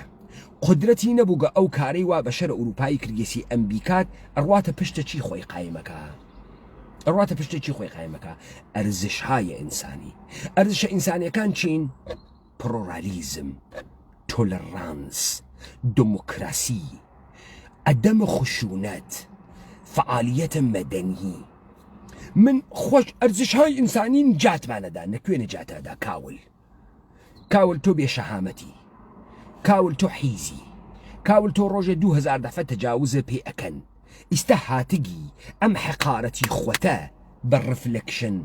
ریاکشن فۆرمێشن جوبرانکەیتەوە هاتکی بەوە جوبرانی کەیتەوە ئێمە ئەزانین واسە ئێمە ئەزانین حەڵالخۆری کەم دەسەڵاتیە ئێمە ئەزانین تۆ ڕۆژێ 20,000 دەفە لە شاری سنە و سلێمانی و هەولێر و کرماشانە تەجاوزە پێ ئەکەن قانونەکەی پێت ئەکا حەقیرە ئەکا بۆ گەنی قینەتێ لە خوات قینەتێ لە زندگیت قینەتێ لە شخصیەتت ڕۆژێ 20,000 دەفە تەجاوزە پێ ئەکەن وەختی تێی حقارەتەکەی خۆت پنهانکەی چی ئەەکەی تەسویرێک لە ئینسانە شک لە خۆت نیشانەدەی من لەوێ قنەم خستە و پاڵە و تەجاوزیان پێم کرد دلیلە ئەوە نییە کە من ئینسان بێ شەهامەتێکم نا دلیلی ئەوەسە کە من بۆ ئەرزشهای ئینسانی ئەرزش قائلم لە ناوت دڵ من هات کەسە دەرە حقوق بەشەر من قینم تێ لە خشونەت من پێغەمبەرە ئاشتیم حەز بە ئاشتی ئەەکەم تەوەجۆت کرد من نادی ئەمرادم هەسەها تەماشاکە ئەمە نیشانەدە تۆ حەقیری تۆ خۆتیش زانی نە شەهامەتە هەست نە مەردانگی هەست نە گەورەیت هەست تۆ خۆتیش ئەزانی شەهامەتە ئەوتەنیە لە بەرامبەرە دوژمن تابێسی شەهامەتە ئەوتەنیە پیایە دەست بۆ ژنەکەت ئەوە دەستی بەقرتێنی شەهامەتە ئەوتەنیە لە پشتە چی خۆت قایمەکەی من با فەرهەنگم من لە خشونەت قینم تێ ئەی ئوروپا دنیای چۆن دروست کرد دنیای تەسخیر کرد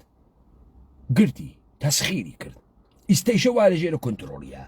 بە پوڵی بە قەوانینە بینالملەلی بە سازمانە ملەلی کە تەنیا جێگەیە کە ئەتوانێ ئیعلامە شەڕ بەرعەلەی هەدیگەران بکە وا لە دەست خۆیانە پس ئەمە ئۆغدەیە حەقارەتە تۆ پنهانی ئەەکەی تۆ چووگیتە دانشگا مەدرەکی تەحسیلی وا لە گیرفانتە نە سەوادە هەست نە ئەقڵە هەست نە ئەفەهمی چه اتفاقی کەوتگە مەدرەکە تەحسیلیەکەت نیشان ئەدا تۆ ئیشی ژەستە ڕەوشەن فکر بگری چۆن ژەستە ڕەوشەن فکرەگری بە ئستفادەکردن کەلەماتە لاتین تۆ ڕۆیتە تاران ئەوێنی دانی هاڕیاگە تارانی نیوەی فارسیە کە قسەیەکە کەلەماتە غەڵەت غولوتە ئینگلیسیە فڕێداتە ناوی فارسیەکەی اینجا چقدر ویوش خوبه و وای من آنیون میخوام و تیرامیسو خیلی دلیشیزه و من جوین نمی کنم و این کیس مناسب نیست و اما خەریکە چی پنهانەکە حقارەتە خاوەرە میانەی بوون حقارەتە ئەوەی کە حەج وەخت ناوێتەوە بە شەرە چەرمک حەج وەخت ناوێتەوە بە شەرە چەرمک لەزا مکانیزمە دفاعیەکەی چییە خۆی ئەفرۆشێتەوە بە دیگەران تێتە لای ئوروپایی ژێژێ چی ئێژێ I hate Islam. We are Persian. We are not Arab. We are different. You know 205 years Persian Empire? We drink too much alcohol. We like sex. We like dancing. ئەسەم بەر لەوەی کابرای ئوروپایی دەم بکاتۆ ئەم لە حەقارەت خۆیان شرووەکەوە قسەکردن جایژە لەو منتەقەی کامێرانە کاورایەکی نەپۆڕی بێ ئەقڵ هات سەگێکی هار بکوژێ تەقەی کرد دای لە کاورایەکی تر وە تاپڕ دای لە سەرکەلەی وەساچمە بردیانە ماڵ و مەخفیان کرد و خاسی بکەنەوە خاستنەوە سەری زلبوو پەنەمیاو سەری زلبوو پەنەمیاو سەریان بەستووە گەرەکیان و بیوەنە بیمارستانێ ئەشار نەیانگرن خۆیان کەوتونە بەرە کەرەکە کاورا سەری ئەوەنەی منجەڵێ ئەو چون لە خۆیان مەشکوکون و هەر کەسێ ئەگەین ئەنو ئەوە حیچێ نییە سەری داگێسی لە سەروەرانە دەرگا ئەیوێن بۆ بیمارستان دێ ئەوەی کاورا سوعال بکە بێژێ ئەمە کێس بۆ وای لێ هاتکە ئەوە سەری داگێسی لە سەروەرانە دەرگا ئەیوێن بۆ بیمارستان کاورا لە خۆی مەشکوکە کاورا خۆی زانێ کارە خراوێکی کردگە بەر لەوەی بەری پێ بگرن ئەمەواکە کاورای تارانی ئەزانێ حەقیرە لە بەرامبەرە بە شەڕ غەربیە ئەحساسە کەمبوو دەکا سیستەمە دفاعیەکەی چییە من و تۆ هامسەنگین منیش وەکو تۆ فکرەکەمەوە باوەڕ بکە ئێمە ئێرانە قێزەونە چادریە جمهوری ئیسلامی دواکەوتگ نیین ئێمە حاضرین هەر لەگراوە 50 ڕابطەی جنسی تەکە ئێوە ئەنجام بدەین تا تۆ بفەهمی ئێمە غیرەتمان نییە مسلمانیش نین تەرۆریستیش نین ئیسلامیست تەرۆریست ئەمە مکانیزمە دفاعیە وەلێ لە پەسە پەردە ئینسانێکی ئێرانی تارانی حەقیرە ئۆغدەی حەقارەتی هەست ئەمە ناشی لەوە نییە کە ڕەوەندێکی مۆدێرنیتەی تێی کردگە و ئەمانەی کە تەحتەناوە ئەرزش وەکو مەشروب خۆری سکسکردن ئەی فرۆشێت و دەرئەسەرە نگاح عەمیقێک بە زندگی بووگە کاورگێسی تێکی خۆیان نا ئەمە حەقارەتە کە هەسی و ئەمە مکانیزمە دفاعیە ئەم حەقارەتە سەکە ئەی فرۆشێتەوە You know we are Persian, you know we are فلان, you know فلان ئەمە بەم دەسە بگرە بێرە ناوە کوردە حەیاتەکە بووگەنە هاڕیان بزانە یەکێک لە کارهایی کە ئینسانە حەقیر ئەیکا ئەمەسە ئینسانە حەقیر لە بەرامبەر ئەوانەی کە ئەحساسە حەقارەت ئەکات دوو مکانیزمی هەست مکانیزمە ئەووەڵ یا شروع ئەکات سعی کات تەحقیریان کات یا شروع ئەکا کە خۆیان شکڵ ئەوان بکە وەکو ئێرانیەکان عەرەب تەحقیرەکەن چون احساسەکەن سەروەری بووگە بە سەریانە تەکە ئوروپاییە کە سەروەرە عەرەبە احساسە هەمسوویەکەن ئەمە مکانیزمە کەس ئینسانە حەقیر واسە ئەم ئینسانە حەقیرە بۆ کێ خاسە ئینسانە حەقیر زەمانێک ئەتوانی قسە بکات و بڕواتە ناوە لە واکنشە ئەوەڵیە ریاکشن فۆرمیشنە لە واکنشە دووەمیە ئەچێتە قالبە ئینسانە خەیر ئینسانە ڕۆشن فکر مکانیزمە دفاعیەکەی مەسە تو ئەمە لە دەستنووسەکانە پیاگە ژێرزەمینی داسایفسکیا ئەوێنیت کاورا وەختی ئەڕواتە ناوە ئەفسەرەکانە ڕەفیقی کە ئەحساسەکان نسبەت بە ئەوان دواکەوتگە ئەحساسە تەنەفر ئەیگری لە ئەوان وەگەرەکی حملەیان پێ بکە بەڵام وەختێ لە بەرامبەرە فاحشەکە قەرارەگرێ ئەوێت و باوکو میهرەبانە ئاقڵ نەسیحەتیەکە ئەوێت و ڕەوشەن فکر نەسیحەتیەکە بزانە کاورای کورد ئەم کوردی ئەتنیکیە وەکو ئەو بۆگەنەی وا لە ئبتداوە تەکستەکەی دانیاوە من حملەم پێ کرد ئەمە وەختی ئەگات بە دانەیە فارس ئەگا بە دانەیە تورک ئەگا بە دانەیە عەرەب هیچ قسەیەکی بۆ کردن نییە ئەحساس حقارەت لە بەرامبەریاکە لذا ئەچێتە ناوە سیستەمە دفاعیە مەزڵوم نەمایی ئەو بۆچی مافمان نادن ئەوە مەگەر دیموکراسی نییە لەم دنیا ئەوە بۆ بەشمان ئەخۆن بەڕاستی ئێوە جنایەتکارن یعنیم هەی من پێیا خاسێکم ئەمە حقارەتەکەی بەمە ئەپۆشێنێت یا ئوسوولەن کولەن قسەیەکی نییە بیکات وەلێ بۆ لە لای ئێمە دەمەکات و قسەکە چون فکرەکە ئێمەش وەکو ئەو قسەکەین هەمان حقارەتێکی تاریخی کە ئەو هەسی ئێمەش هەزمان لذا بۆ ئێمە ئەکەوێتە دەمە چون احساسەکە ئێمە وای نەس یەکسەد مثالە دەم بۆ دیبەیتەکانە من ناوێت و 50 نەفەر دیبەیتە ئەمسالە ئەوانەی حەلیم ئەوێت و 50,000 نەفەر وەکو ئارام ئەحمەد و وەستێرە کەریم و بۆ ئەوێت و 50,000 نەفەر چون مردمە تەحقیر بووگە تاریخی ئارام ئەحمەد لە سەدح خۆیان ئاوێنن ئەلیە جوانمەردی لە سەدح خۆیان ئاوێنن ئەلیە جوانمەردی و ئارام ئەحمەد ئەحساسە حقارەت و پەردەی حقارەتەکە لە دەموچاویانە لا ناون میکانیزمەکەیان لێبسێنن سڵام جماعەت و بەندەی مخلستان و قوربانتان بمو تێگەی و بەڕاستی و ئەوە دزی ئەکا و ئەقلیان وا لە سەدحی یەکتریە ئەم ئەو قسە ئەکاوە خەڵکی ژەیکە بارزانی دزە و یەکێتی دزە و ئەم ئەدزێت و علی جوانمەردیش تێژە جمهوری ئیسلامی جنایەتکارە و سوپا پاسداران جنایەتکارە و بەڕاستی و بریم تو خیابان و اعتراض بکنیم و ئەمانە سەدح عەقلیان وا لە یەک حەددا هەرفیان خەریکن درۆوەکەن بۆی حەزەکەن و یەکتری دوودانە حەقیرن کە لە هەمزاد پنداریەتەکە یەکتری حەزەکەن بە یەکتری ئەی بۆ نایەنە لای ئێمە چون ئێمە مەکانیزمە دفاعیەکەیان لێ ئەسێنینەوە کاورا فکرەکە بە زوانە ئێمە قسە ئەکات ئێمەش بە ئەندازەی ئەو حەقیرین وەختی تێ ئەوێنێ بەم زوانە هینە چیت ئەشنەفێ تا ئیستە نەیشنەوتکە یە جۆرێ بەرخورد ئەکات تا ئیستە نەیشنەفتکە کابرایە خەریکە قسە ئەکات سەر ئەم ئێڕۆرەدا نافەهمێ ئەمە ناخوا بەم حقارەتەی ئەمە لذا چون فکرەکە وە زوانە دایکێکەکەی قسە ئەکات توانی جمێنی پێ بە بەڵام بە فارس ناتوانێ جمێن بە بە ئینگلیسی ناتوانێت جمێن بە بە فەڕەنسەوی ناتوانێت جمێن بە بە تورک ناتوانێت جمێن بە بەڵام بە ئێمە ئەتوانێت جمێن بە چون فکرەکە زوانە کوردی زوانە حەقیرێکە هەروە کە من وتم لە کەرماشانە کاورا فکریە کرد هەر کەسێ لەباسی ناوچەی خۆی لەبەرەکە و لەباسە پاریسی لەبەرناکە حیزە بۆیە وەڕاحەتی بە ژنێک وا بە قەوڵی ئێوە ئێژن لەباسە کوردی جەلە کوردی وا لەبەریا پێشنهادە سەکسیەدا وەلێ زاتی نەیەکرد بە تەنورە لە پێیەکەم قسە بکە زاتی نەیەکرد چون ئەو فکری ئەکرد ئەم لەباس کوردی لەبەرە حەقیرە وەکو خۆی لذا ناتوانێت قسە بکە لذا وەڕاحەتی ئەتوانێت پیشنهادی پێ با سەکسی تەکا بکە چیەکە خۆی چێ ناتوانێت بکە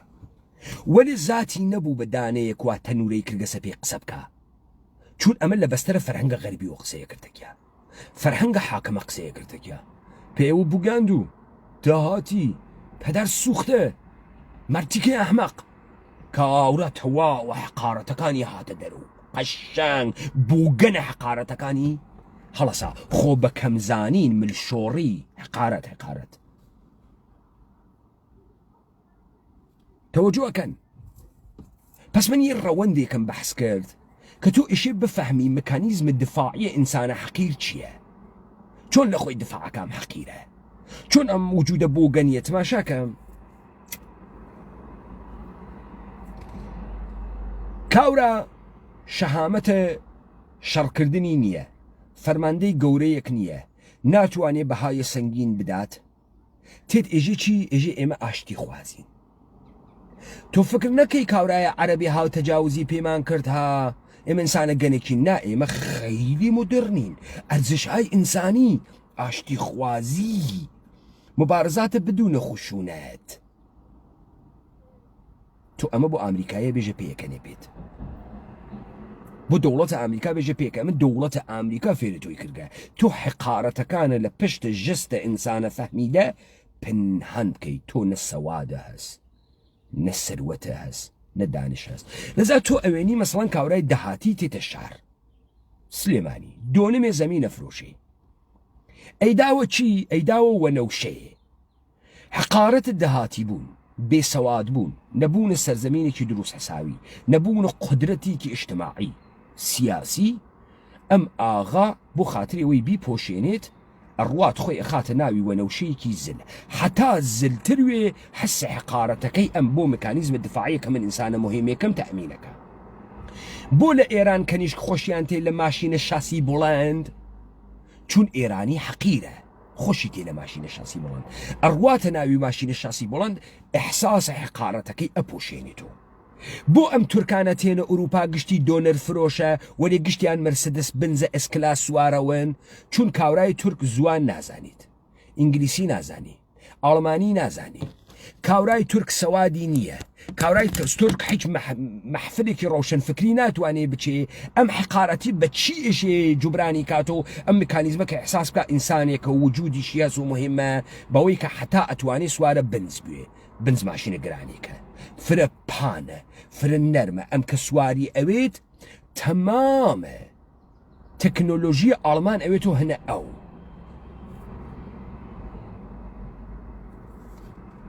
و ئەمما ئەوەی کە من بۆ جمێنیان پێدام دقیقەن ئەمە ئستراتیژیە حاکمیەتە کە مەسعود بارزانی حیزیە خۆی بە عنوانە دموکراسی بفرۆشێتەوە بە ئێمە مەسعود بارزانی خۆی حیزە باوکیشی حیزوگە تاڵەبانی حیزە باوکیشی حیزوگە حیزە و جوولەکە هاورگەسی لەوێ دایانی نیاگە یاڵاتە متحدە ئەمریکا نە قەهرەمانیان کردوێ نە فەتح و فتوحیان کردوێ نە بە درایەت سیاسی و بە ژنراڵ بوون بەدەستیان هاوردوێت نە تێتۆ پیان وت کە تۆ کارمەندێکی هەدەف ئەمەسە ئەم مردمە فاسدکەی کاولکەی نابوتکەی بۆ هێنانەخۆی تێت وەختێک لە حیج جبهەیەکا سەر ناکەوێ دائما ئەکوژریت دائما تەجاوزی پێکەن ئەمە تحتی ناوی چی ئەفرۆشێتەوە ئێژێ وەڵا گەرەکمان نییە قەتڵ و عام بکرێت گەرەکمان نییە خەڵکمان بکوژرێت سەرزەمین ئەدات بە کۆرپۆریشنە عێراقی ئێمە چارە کەس ناکەین ئەمە ئەوێتۆ ڕئال پۆلەتیک ئێمە فرەژیرین و تماشاکە خەڵکینە نەمانگەرەکە ئێوە بینە کوشت و زندگیتان خراو بێت و ئێمە فرەژیرین چارە کەس ناکەین لذا ئێشی بکەوینە حیزە ئەم ئەجازە بین ئەمانە گشتیان تەجاوزمان پێ بکەن ئەمە میکانیزمە دفاعیە لە ژیر ناوە ئێمە حەز بە مەردەمەکەین ئێمە قینمان تێ لە خوێن ئێمە قینمان تێ لە قەت و عام ئێمە ئێشی تجارەت بکەین ئێمە ئێشی زۆڵوین سیاسی وین تۆ ئەمە وێنی هەر خەسیاگیە هەر تەجاوز ئەکەن وەم سەرزەمینە وەم خاکە وەم مردمە لە ژێر کامە میکانیزمەی فرۆشێتەوە میکانیزمە دفاعیەکە مۆدێرن بوون تەرەفدار دموکراسی بوون سیاسەت مەدار بوون تەرەفدار حقوق مەدەنی بوون تۆلەرانسمان هەست پێکەوە ژیانمان هەست ئەمە لە کوێوە تێت ئەمە لە کوێوە تێت ئالەگرا ئاخێزە کوردەوارە سەربەخۆ ئێشێ چۆن ئەم تکنیکای حاکمیت لەبین وات ئەم ئستراتیژیە چۆن لەبینی وە بە کاورایەک کە حەقیرە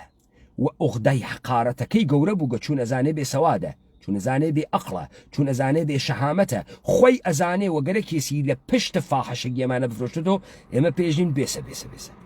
قەشەنگ ڕووت تۆ بکەینەوە تاتوو بفەهمی ئەگرا جەهەنەمە و تۆ ڕوود داوەزینەیەژی ئەگرا بە هەشتە بەرینە من فرێنسانە مهمێکم تۆ حیزێکی گەڵدەڵپنی درۆزنی تەجاوز پێکریاگی بێسەوادی ئەحمەقی ئەمە ئەو ئستراتیژیەسە کە بە جمێن حەملەی پێکری حاڵیت بوو ئاغەگیان چون ئەو تێ بە قسە بە شعار دموکراسی بە شعار ئیسلاح تەڵەبی بە شعار فعالیەتە مەدەنی بە شعار زەدە خشونەت بوون ئەمە ئەفرۆشێتەوە مکانیزمە دفاعیەکەی کە حیزیەکەی دا ئەپۆشێت حقارەتەکەی بێسەوادیەکەی کە مستەوابوونەکەی بێشەهامەتیەکەی ئەفرۆشێتەوە لپشت زرافت صلح طلبی و حزب دموکراسی کردن و بە پرۆڕەلیزم و ژیانە ئاشتیانە و پێکەوە ژیانە فرێشێتەوە پەیمانە حەیدەری دەمامەک لادای ژێ مەسعودە بارزانی پێکەوە ژیان نییە تۆ حیزی باوکیشە حیزە خانەوادە حیزن هەر کەسێ وان تەکی تۆ حیزە هەریت بوو تۆ حەقیری هاڕیاگی بۆ گەنی بنە جوولەکەی وا خەریکی ئەم مەکانیزمە دفاعیە بۆ پۆشتنە ئوغدەعای حقارەتت وەکو کەنیشکە تارانیەکە وا هەر زرت و زرت ئینگلیسی و مناسبەت و بێ مناسبەت و دروست و وەغەڵەتەخاتە ناوی فارسیەکەی اینجا ویوش چقدر قشنگ اینجا سپویل کردی داستانو همه چی رو سپویل کردی نایس هلو اوکیه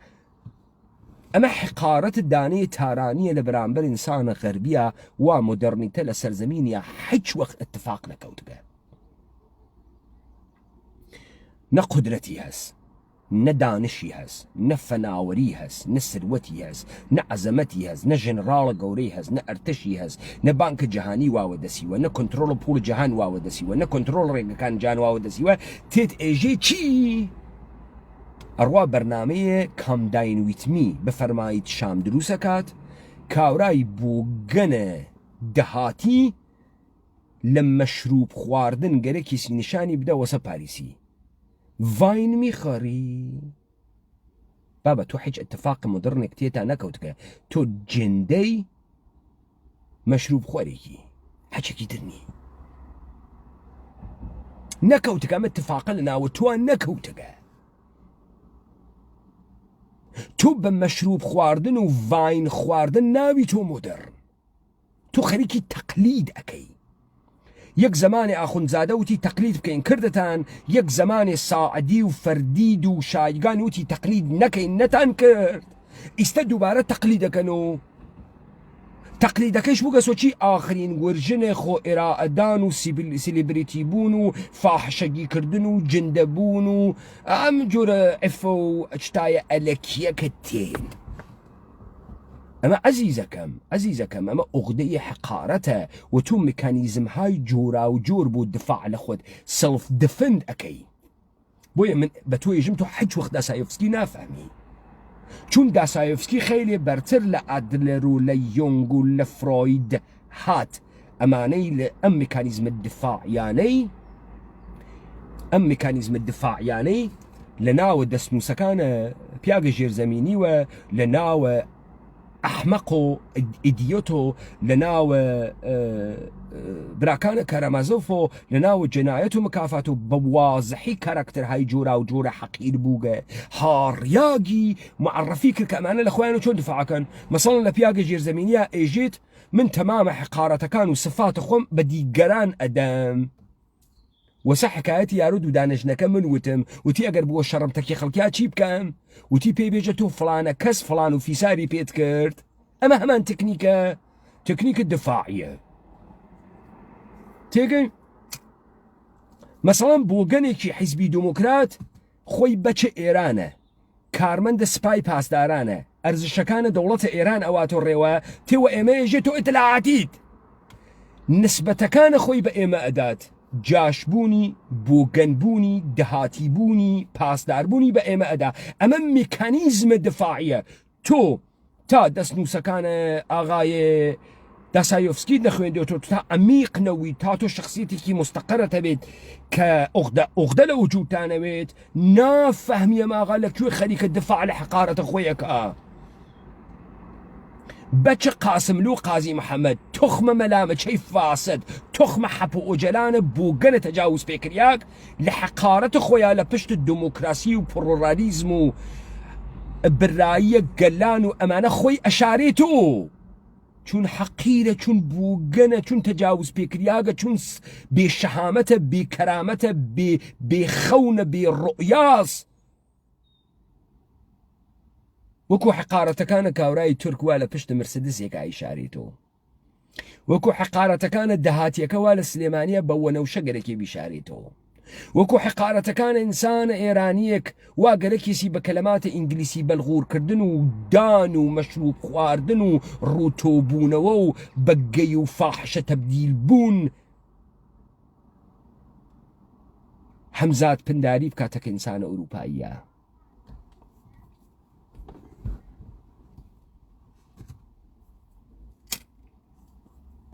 وحيج اتفاقي مودرن لم سرزمينانا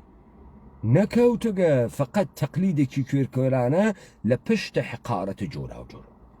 پس وقتی آخیز کردوار سربخو حمله کاو کاورای دانش کاورای بوغن دانش کاورای دروزن فاحشه دقيقا خريكا ميكانيزم الدفاعية كي باكا كاتو لاي اوات بويا چون آخیز کردوار سربخوتي امة كردي سرزمين كردوار جهنم ترين جهنم كان مودرنيتي يعني قبول ام حقيقة كردن كإيما واين ناو الدوزخة ولا ناو ام دوزخة اشي وشوين اميدي كشا بقرين نكوكو دوزخة كي دانتا كلا سردر دوزخة كي دانتا نوسايو لقرا اميد وجودي نية دوزخ او جيغا سوا اميدي تيانية داسا افتيجي دوزخ او جيغا سا واشقي تيانية بويا كابرايك اجي داستايفسكي وجدان تزياق الروسيا بو وجدان تزياق الروسيا وجدان الدردناك الروسيا بو تو اگر اتفاق مدرن تيابك افتايا اتزاني آخيز كردوار السربخود چني واجب بو ام سرزمينه تو اتزاني حتى روندك بناور روناك بيري كتو بحسيكي اصلا كاري امسا كجامعة بهاري بكاتناوي لجن كاري امسا وجامعيك ام اتفاقيتي انا كويت حيتش وقت زوايا مدرنية تجربة ناكاد تو مشايسة چپلد لي بدايا بو آخيز باتايتا لكور آخيزا قورت كردايا بدوتايا ام اتفاق قشنگلم سرزمينة كوت يكي هاد دمامك كاني لدمو شاما لا دا يكي هاد وتي وحيزن كحز أكن بآشتي أنا بياي قدرت من حزناك بآشتي وحيزن حجكوتان بينا جيريت حقيرن تحقير بوغن قش كسي سوار ملتان بوغا هميشش كستان خواردغا بويا كركوك تسليمكن بويا لپشت پروراليزمو بيكو جيانو جيان آشتي وبرايتي قلانو ديمقراسي خوتا حشار داغا كرة حيز قرت اما ميكانيزم الدفاعي بويا تو اما حلب جيري وبيمانة حيدري لآخيز كردوار السربخو بتو اجم دي بيتانا ميدان الشر الدربي لبادا اكنم روت وقوت اكمو تا اعتراف كاقرات جهنم تا اما بشوين كورسوية لأميدا بقرين كاوراي قلبو قن كرة هنري داني من شاعري شم رومانم هاس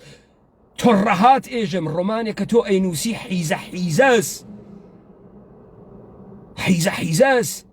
حيزي وكو خود تربيتكي حقارتكان خود بشتوا شاريتو حشاري يدي تو الرومان نانوسي چون بوجيت بالرومان نويس هرواك تو حيج برداشتك لغربته لسرزمين نيا بحزن ومعلاوائي لي اكمو بجيت يلم ام هواراه نتيجة كيوتو افراط وتفريطك احمقانة لبرداشتك احمقانة للتقليد احمقانة لمودرنيته بويتو جرأة بياكي بيت ومزوانة كمن قساك مزوانة دايكي ما جمين بي بديت ولي جرأتنا كي بحج زواني ترم كاربكي چون فكرك ام زوانة حقيرة ام دمقوبانة فركسيفة چون دقيقا وافكرك بويا جرأتك بمن حملاكي چون تو عادت نكرقة بمزوانة كلام فاخر السرورانا بشنفي داستان قورب بشنفيت عادت نكرقة حيزة حيزت بمزوانة شنوتقة بويا جرأة ادي وخوات حملة اكي وجمين ادي چون فكرك من يشوكو تو حقيرة چون فكرك من يشوكو تو اغدي حقارتم هاس چون فكرك من يشوكو تو لبرانبرة ام دنيا بربوكم لأغدا كاوراي كاول حالا قررتو يجو لأوروبا بقصة كي باسي سرزمين كي كرتو بوغن لوي حج برداشتك لسرزمين نيا نا فهمي چه اتفاقي كوتقا فکرەکەی موبایل واوە دەستۆ و سەلاجەتت هەس و مبڕیدەت هەس و یەخچاڵە سایت بای سایدت هەس و پرادۆت هەس و وەلەوشەت هەس فکرەکەی بەشەری لە پشت حقارەتەکانە خۆت لە پشتە گوشیەکی ئەپڵۆ خەریکی پنهانەکەی کە من حەقیر نییە مە هاتم ئەشاکە گوشی ئەپڵەمە هەست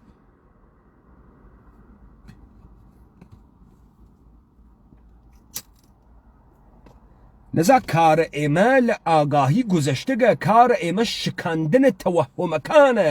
مەکانیزمهای دفاعی ئینسانە هاڕیاگە کێ هاڕیگنی کێ ئێوەی هاڕیگە نظامە سڵتە هاڕیگنی خۆی هاڕیگنی خۆیشی مەکانیزمە دفاعی پێتانداکە خۆی پێتانی داگە خۆی فێرتانی کردگە بێژن دموکراسی و تڕۆلاریزم و فعالیەتە مەدەنی و سڵحی جیهانی و حەزب سڵحەکەین و خۆیمان دەلات بۆ دروستەکە خۆی گاندیت بۆ دروستەکە حەقیر تەحقیرە ئەکا هاڕێ ئەکاتە ناوە لە جەن ئەزانێت تۆ بۆگەنەری هەڵسیاگە وەرە ئیستە بۆ خاتریەوەی بتوانی لە خۆت دفاعەکەی بمێنێت تۆ زندگیکەی فێرە مەکانیزمهای دفاعی دەکە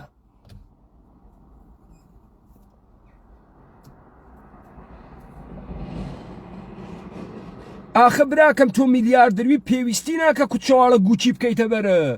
تۆ اتفاقا میلیاردەروی ئەڕۆی گوچەواڵەکەیتە بەرە کە خەیات بۆتی ئەدووری هیچ مارکێکی نییە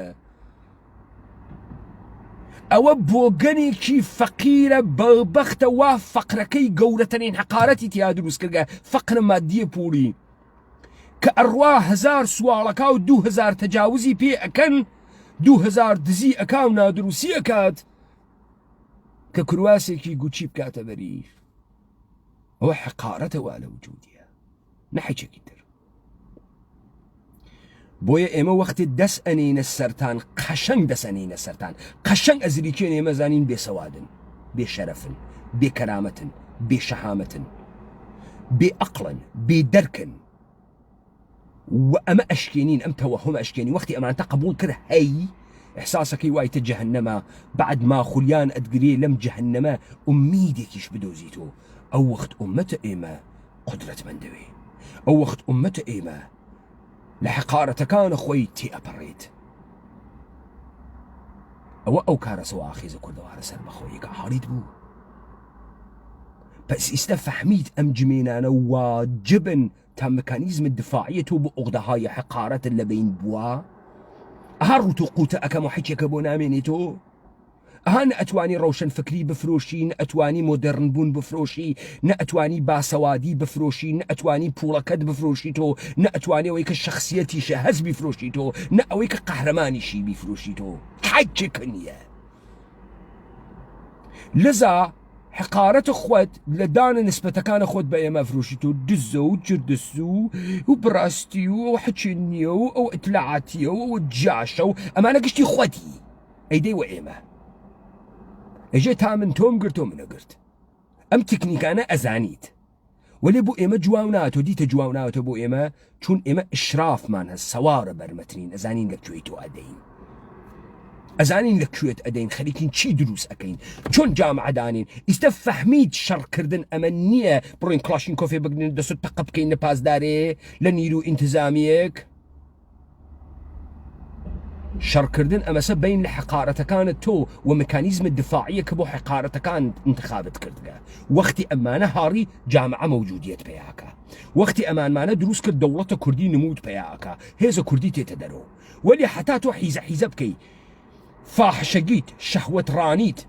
بێشەهامەتیت بێکەرامەتیت بێسەوادیت بێعەقلیت زالوبوونت لە پشتە ئینسان بوونە استتارکەی لە پشتە ئەرزشهایە ساختە شدەی دەسە بەشەرە غەربی و مێکانیزمە نظامە سڵتا پنهانیکەی ئێمە حاڵمان لەمە کاولترەوە تۆ خەریکی کاولترمانەکەی و ئێمە مەجال نادەین بۆیە ئێژن دەسایۆفسکی وجدانت دەردناکە ڕووسیە بوو ئاخێزە کوردەوارە سەربەخۆ وجدان دردناک سرزمین کوردەوارە حاڵیتە ئەفەهمی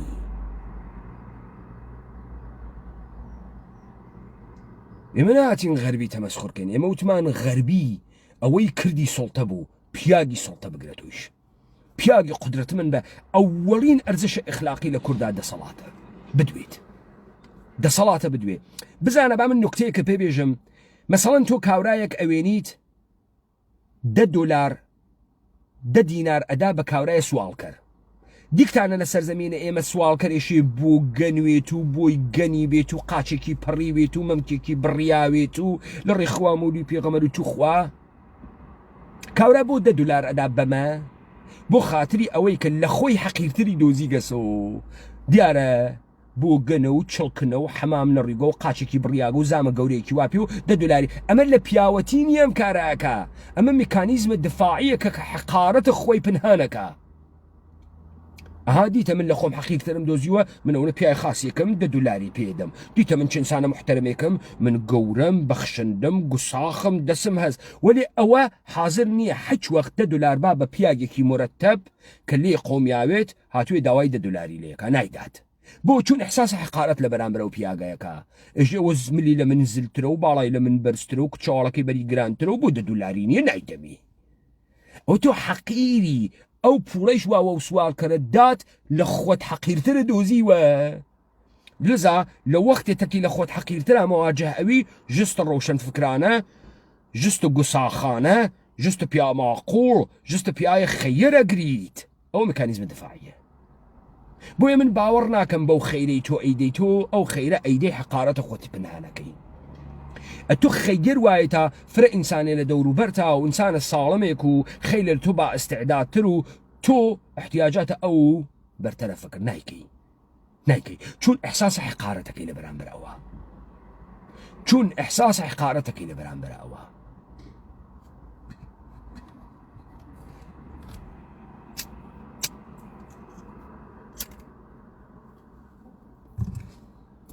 لذا یارانە خێزە کوردەوارە سەربەخۆ هەر کەسێک لەم کوردەوارە تێت ڕوبەڕووی ئێوە ئەوێت و قسە ئەکا قەشەنگ بگەڕێن بزانن ریاکشن فۆرمێشنەکەی وا لەکوێە وەختی خۆی فرەوە دڵسۆز ئەفرۆشیت و خۆی فرەوە باسەواد ئەفرۆشیت و خۆی فرەوە کورد ئەفرۆشیت و گەڵت دڵپنە بوو گەنێکی قسکەسە دەر و قەشەنگ بگەڕێن بیدەنە لاوە دەرەکەوێ کامە میکانیزمە دفاعی هەڵبژاردگە کە کامە بەشە حەقیرە خۆی پنهانکە بۆیە هیچ کەس ناتوانێت لای ئێمە نە سروەتی بفرۆشیت و نە عەقڵی بفرۆشیت و نە جوانی بفرۆشیت و ناتوانێت بیفرۆشیت و